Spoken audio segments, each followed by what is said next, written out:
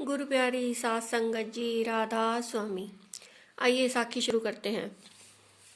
एक गरीब किसान ने अपनी 2 एकड़ जमीन कई लोगों के पास बेचने का प्रयास किया, लेकिन कोई पूरी कीमत नहीं लगा रहा था। सब औने पौने ही जमीन हथिया लेना चाहते थे। कारण लोगों को मालूम था कि बेटे की शादी सिर पर है। आखिरकार गांव के जमींदार के पास अपनी जमीन बेचने गया और बोला, हजूर मेरी 2 एकड़ जमीन आप रख लो। जमींदार बोला, क्या कीमत है? गरीब किसान ने कहा, 50,000 रुपये, आगे जो आप समझें। जमींदार थोड़ी देर सोचकर बोला, वो ही खेत जिसमें ट्यूबवेल लगा है। किसान बोला, जी आप मुझे 50,000 से कुछ कम भी देंगे तो जमीन आपको तो भी दे दूंगा। जमींदार आंखें बंद कर 5 मिनट सोचता रहा, फिर बोला, नहीं, मैं उसकी पूरी कीमत 2 लाख दूंगा। किसान ने कहा, पर मैं तो 50,000 मांग रहा हूँ, आप 2 लाख क्यों देना चाहते हो? जमींदार बोला, तुम जमीन क्यों बेच रहे हो?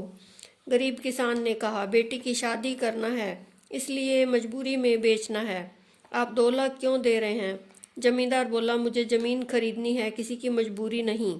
अगर मुझे आपकी ज़मीन की कीमत मालूम है तो मुझे आपकी मजबूरी का फ़ायदा नहीं उठाना चाहिए।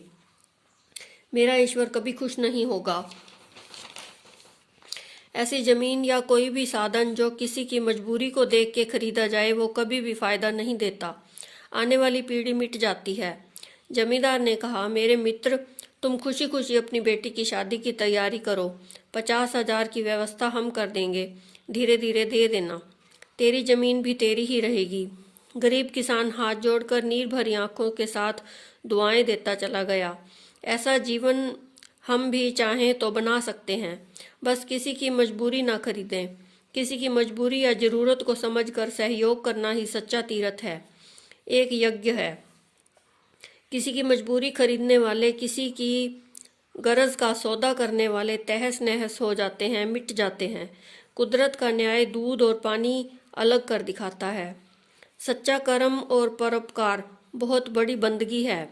अगर मददगार नहीं बन सको तो कोई बात नहीं, पर भूलकर भी किसी की गरज का सौदा ना करें।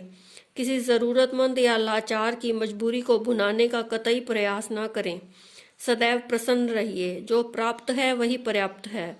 जिसका मन मस्त है उसके पास समस्त है। राधा स्वामी जी।